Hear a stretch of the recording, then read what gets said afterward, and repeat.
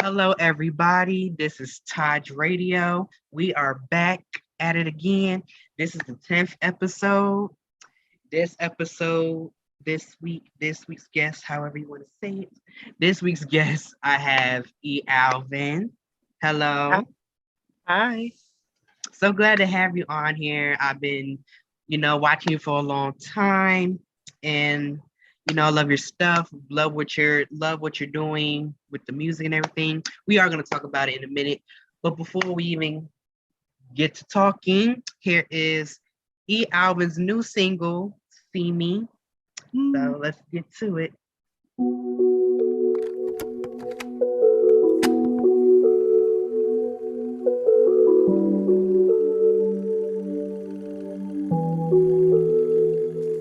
It's been painting. All this love won't be enough to say we made it. Not enough, and it's been painting.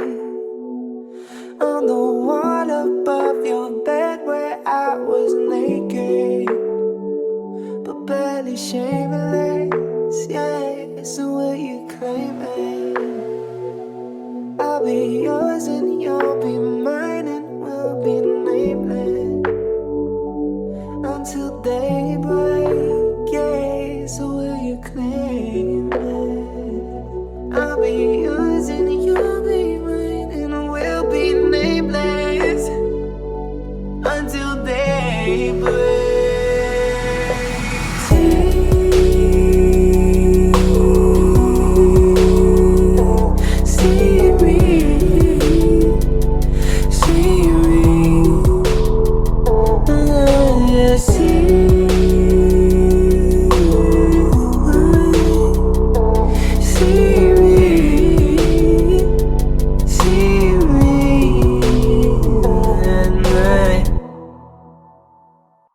And I'm your keepsake.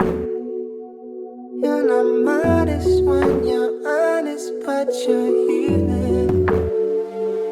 You can feel it in the way that you've been dealing. You're not modest, just be honest with your meaning. With your meaning. 'Cause I can feel it and feel it, I feel it inside. Leave me on, 'cause that's just what you like. Take me over the way that you want it and push me aside.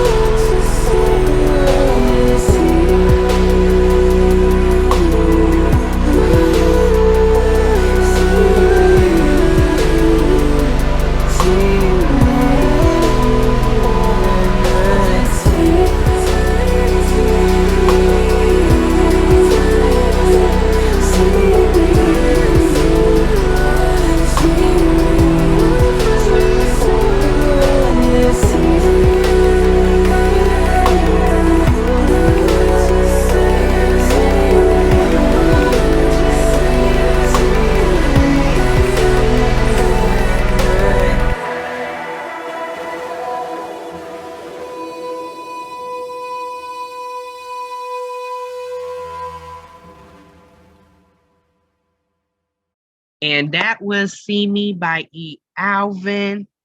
Love the song. The song is very, it's very chill, very smooth. I love it.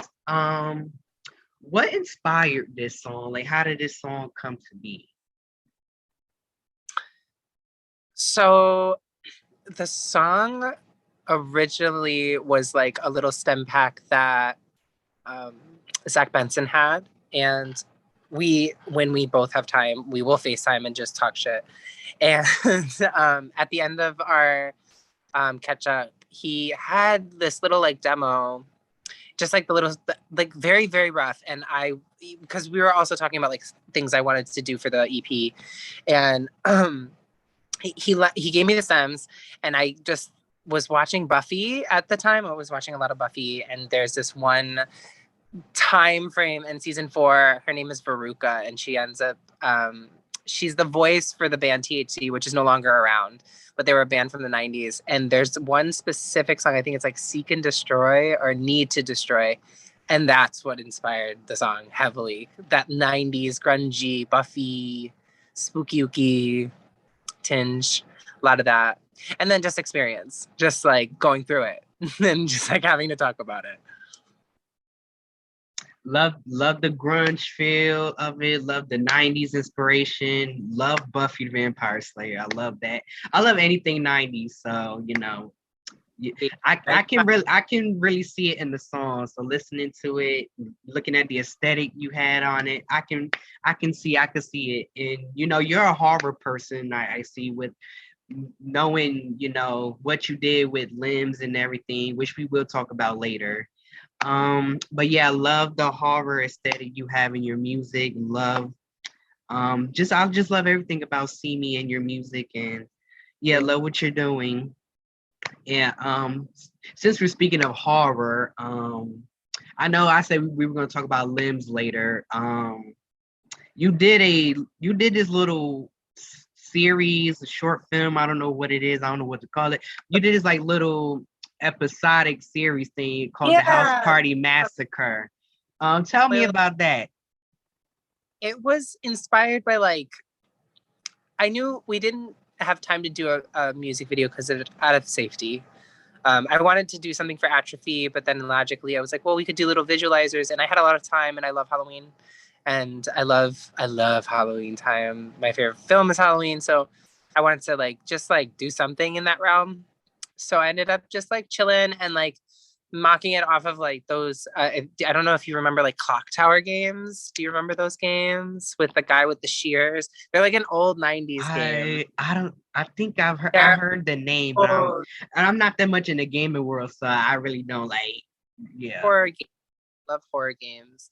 And so I wanted it to feel immersive, like a click and pick your own adventure kind of thing, even though I didn't give that option, just to give a vignette for each song and make it as immersive. Just something fun, just to say goodbye to that EP, because I was just so ready, but I didn't want to just drop her because we worked really hard on her. And she has a big, she's the first project that I feel is the most cohesive and just a solid, I'm very proud of that project. So I just want to have fun because I feel I take myself too seriously sometimes, on here, and I just want to have fun. It's campy, it's corny, it's silly, it's slasher. No, I love that. I love House Party Massacre. I love what you did with it. We'll talk more about it later. We're gonna talk about Limbs. You could tell me more about that and Limbs later, but now we're gonna get into a song from Limbs Volume 2, which is Knees. So here we go.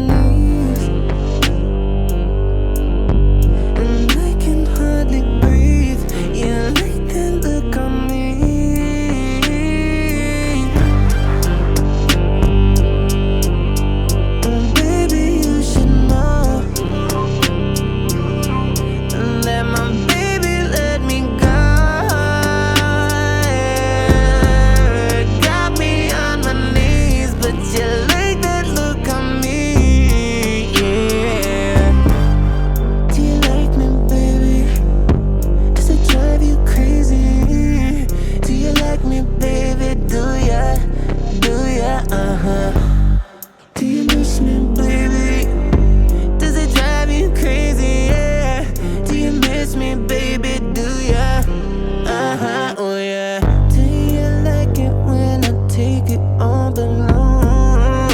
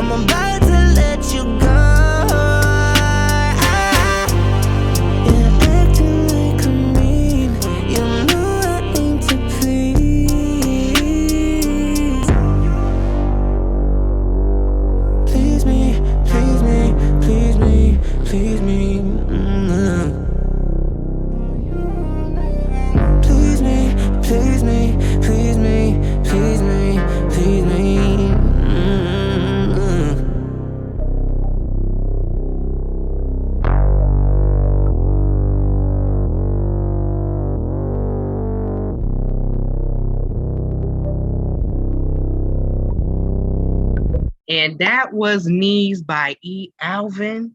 Knees is on Limbs Volume 2. So about Limbs, this Limbs series, is it okay, when did you even come up with the whole Limbs series? I know you love horror, so did it come from like horror? Like what horror movie or horror show inspired you to, or just any type of horror media really, that inspired you to make this?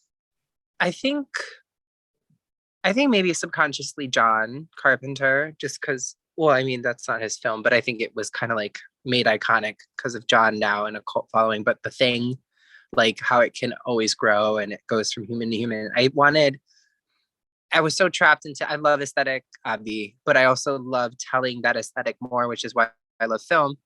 And I wanted a project that didn't have any like constraints.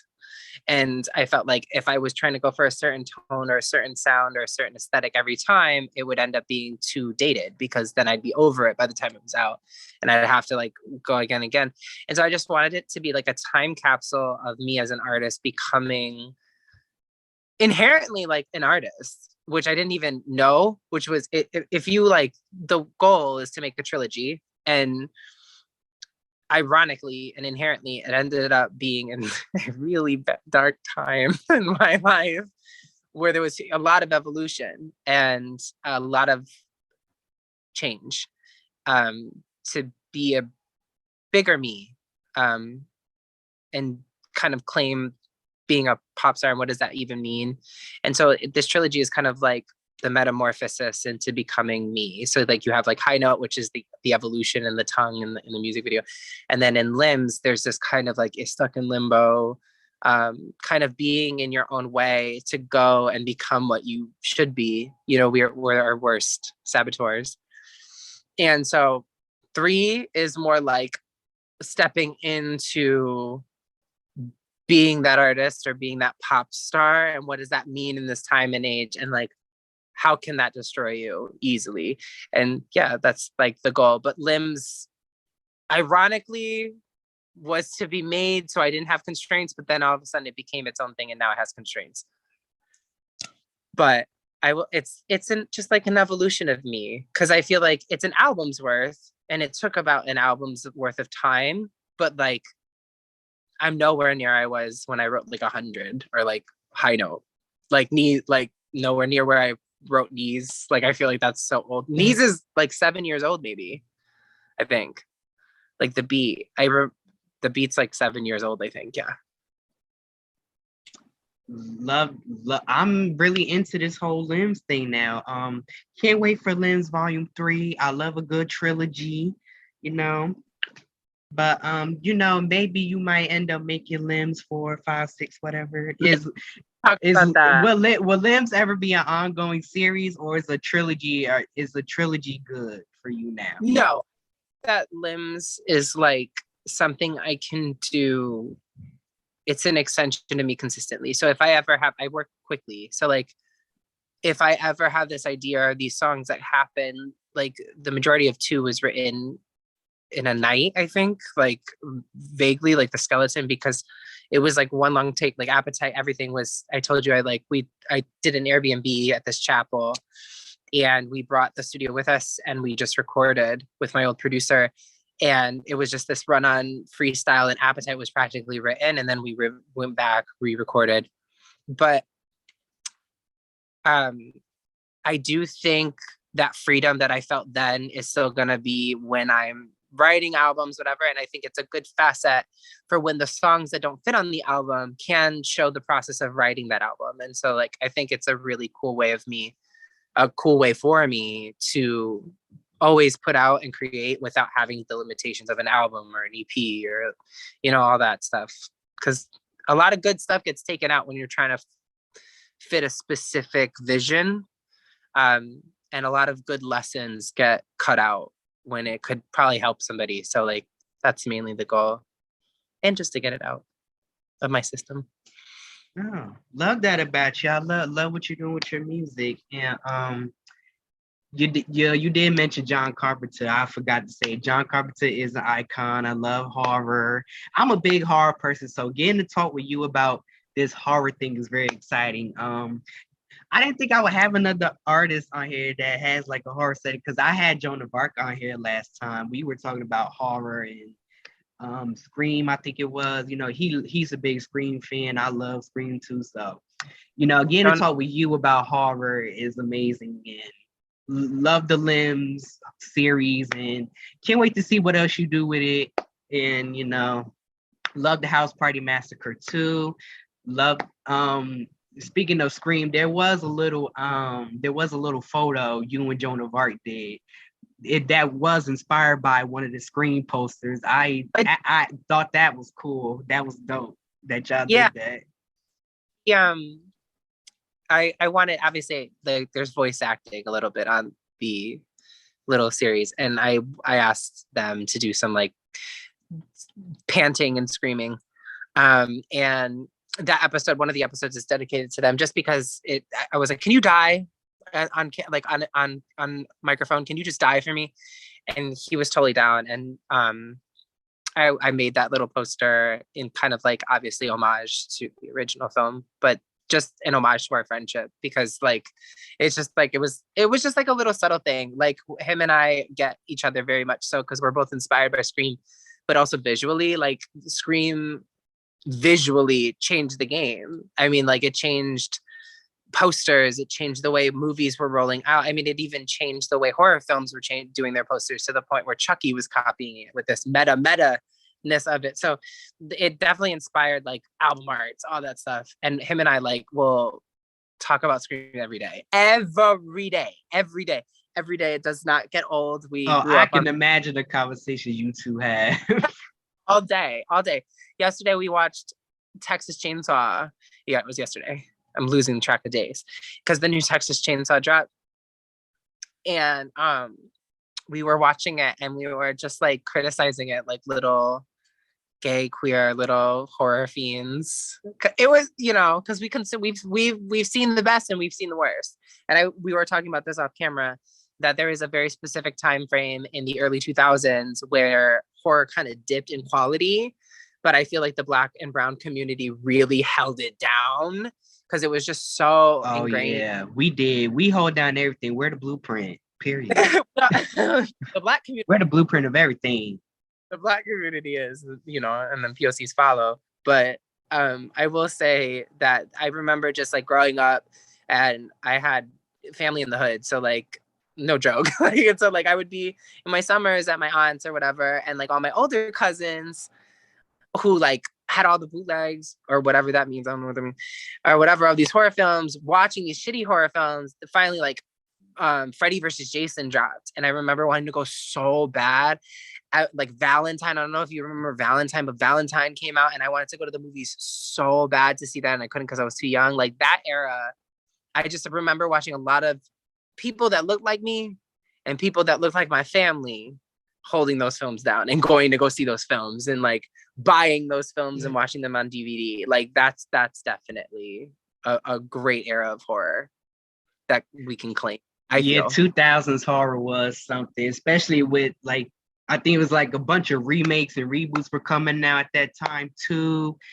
And it was like, yeah, it was, but you know, some of the horror movies from that era, you know, I really do appreciate, I really do love. And you mentioned Freddy versus Jason. I fucking love that. Fucking love Freddy versus Jason. I love that, you know, the whole like two iconic movie monsters going head to head, and yeah. Jumps the shark completely, and it says like we are totally aware of what we're doing and we're going to do it proudly. And I think that wouldn't have happened. No, I know for a fact that wouldn't have happened without the success of Scream, and that's why we love Scream so much.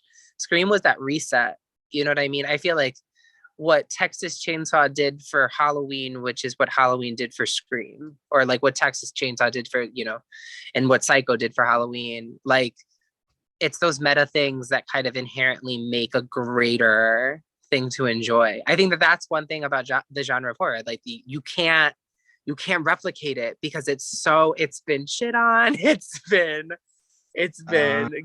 budget. And I love how meta horror movies get to, especially a movie like Scream. And I went to go see the new one, the 2022 one, and they were talking about like elevator horror and requels, reboot, sequel, requel. They call it a requel, which is what that movie is too.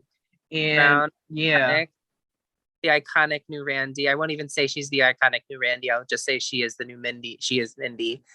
Jasmine did a really good job, and Jenna Ortega, I think she did her. Oh God, is so good in the beginning with the knife. I love Jenna Ortega.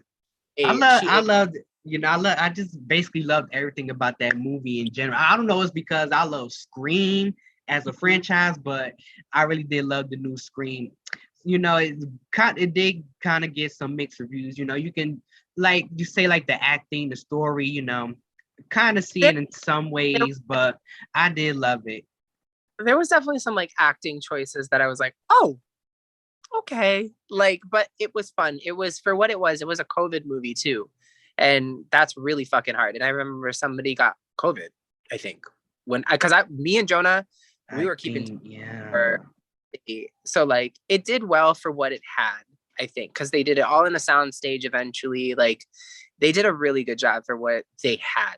And I feel strongly, and I said this, I didn't love this one. I feel like there was so much to tell.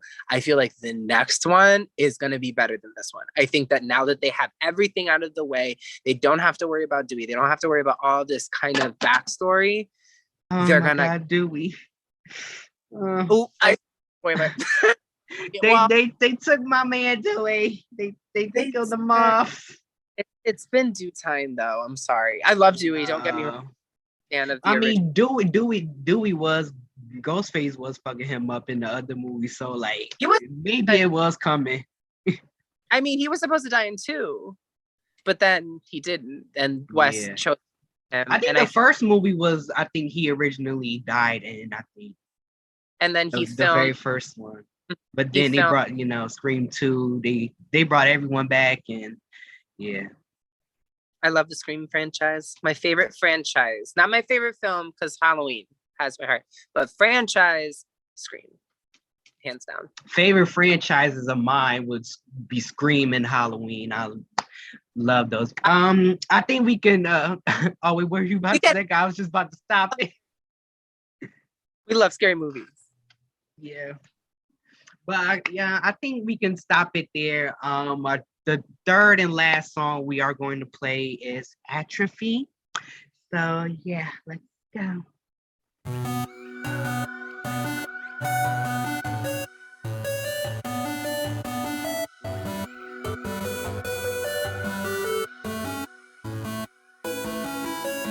Dream until you're sane, until you're fully awake in the morning. I wish they'd come and save us. I wish they'd come and save us. Feel that in your brain. It's the tissue in the space once conforming. I wish they'd come and save us. I wish they'd come and save us. No, I try to deny it. Try to deny.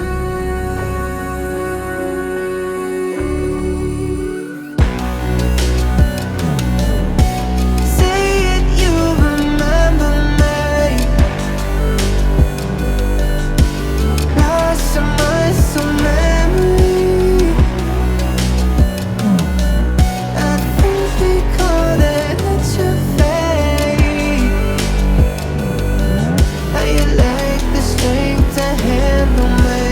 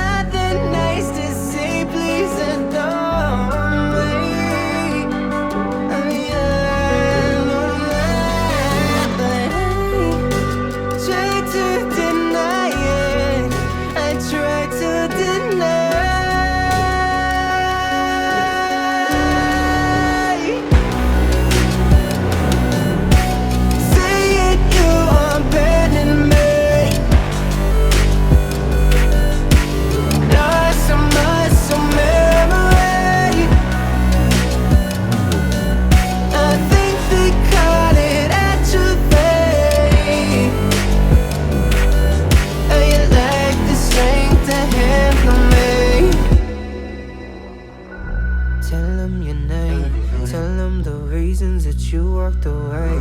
Tell them that your mind is made up and you have your reasons, cause I love your reasons are safe. No, tell them stay. Tell them that you misbehaved. Tell them that your calculations were fake. That humans are only born human, and those very humans can make a mistake. Make a mistake, boy, made a mistake. God, I made a mistake. Look at the mess that you made. Made a mistake. Oh God, I made a mistake. Say it, you are failing me. Lost some muscle memory. I think they call it atrophy. Ain't like the same to handle me.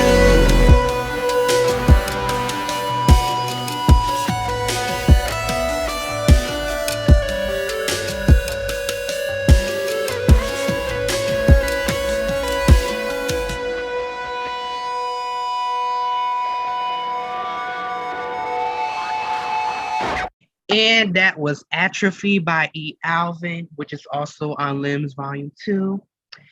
And we were talking about horror. I feel like we took up most of this whole episode talking about horror movies and Limbs and all of that. Okay. Do you have any new music coming up? Any new singles or albums or EPs? I actually have music coming out sooner than I thought. This was actually kind of something is coming. Something's coming sooner than I thought, which was cool. And then this year is definitely a lot of music and a lot of like visuals and a lot of playing. There's a lot more music. There's a lot. There's a few. There's two in particular that I'm really excited about. One in particular that is very like Missy Elliott inspired. To a degree, like paying homage rather than just like love me some Missy Elliott. Oh my God. She's the icon of mine. I love her very much. Very, very, very much. She's the reason why I try very hard to push every time in my music videos, just because she's a beast. Like a beast. She just does it because she sees the vision. She's like, no, this will work. Like, just trust me. And she just goes for it. And she's just the epitome. You can't be Missy. Like Missy is just Missy, like, and that's why she just is that queen of weirdness, of strangeness. She broke a lot of norms and did a lot for people that look like her, for women that look like her, because she wasn't the superficial. She was literally just her own, like a big freaking latex body. Like, are you kidding me? And I remember watching this interview about how she had to walk and it kept deflating and she had to walk like a mile or something just to get to the location to film it in this big latex thing. And that commitment is what that drive, that's the gold, like that commitment, just knowing. And that's she's, I love her. Yeah, Missy is iconic, and I love to see her getting her flowers, and the fact that you're even inspired by her with whatever you got coming up. I would love to see it. Like, I really do. I would love to see it. There's definitely a vibe. Yeah, you'll definitely see some Missy elements to it. Yeah, I love her. I love her weirdness. She's why there was a big tongue in High Note, because I said, how can I push this further? What can I do? What do I have? And I love her. Love her too. And basically that whole era of like 90s, 2000s hip hop and pop music. I don't know, I just love that for some reason. And me being a 2000s baby, and it's just, oh my God, it's like Missy and all the other artists I listened to in that era, like they had the heat. Really. They really did. Both of them are a duo. Like literally, you can't say Missy without Tim. But like Timbaland is an icon, a legend for real. Two friends of mine actually filmed a thing for him. He was doing a feature with this K-pop artist, and they were actually hired to like film, and it was crazy because they said that like he doesn't really, because he's huge now, you know what I mean? He doesn't even like come into work that much. He just kind of like comes in, does a little thing after it's been kind of like laid out, and then he just ghosts. And he's just built this empire of talent that speaks for itself every time. And also they're making an album. Missy and Tim are making an album together, which I can't even, it's like thinking of a new color. Like, I don't even know what I'm bracing myself for. But I know it's going to be good. So that whole era, Sierra, Aaliyah, you know, NSYNC, Britney, Whitney, Michael, Janet, like, I mean, the list goes on and on. Like, it's such a ripe time because it was kind of that foot in pop culture, like pop, what pop meant. And to live through that and to see like, not what worked, what didn't work, but like what was true and what wasn't. And like, to see like, I don't know, it's a cool little, I'm happy that I got to experience that firsthand, and now I'm seeing the resurgence come back and inspiring a whole new wave of pop, which is, it's really cool. It's so cool. Yeah, I couldn't agree more on that. That whole, like, yeah, that whole era of music. It was something. It was really something, you know. Yeah, can't wait for the new music. Can't wait for, you know, more. Can't wait for just more stuff from you, and I'm glad I had you on. I think we can end this episode here.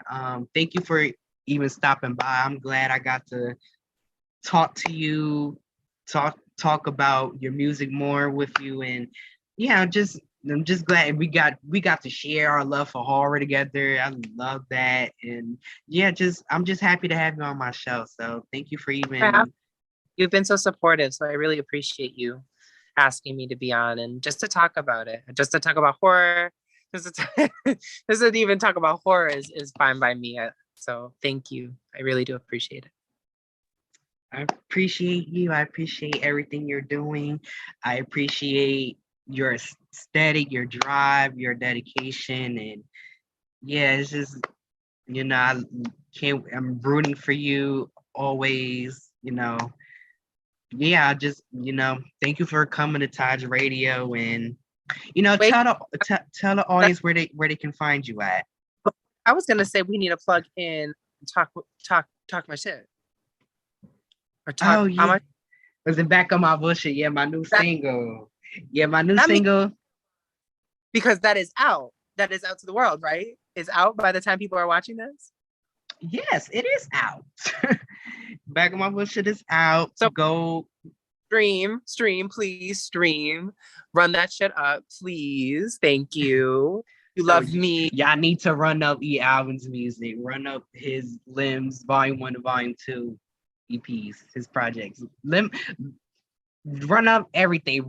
Tell the audience where they can find you. Run up the both of us, both on, well, Spotify, unfortunately. It's hard out here for an indie artist. We understand with Spotify, but I'm on all music platforms, whatever your vice is. I am e.alvin music at Instagram. I am e_alvin music on Twitter.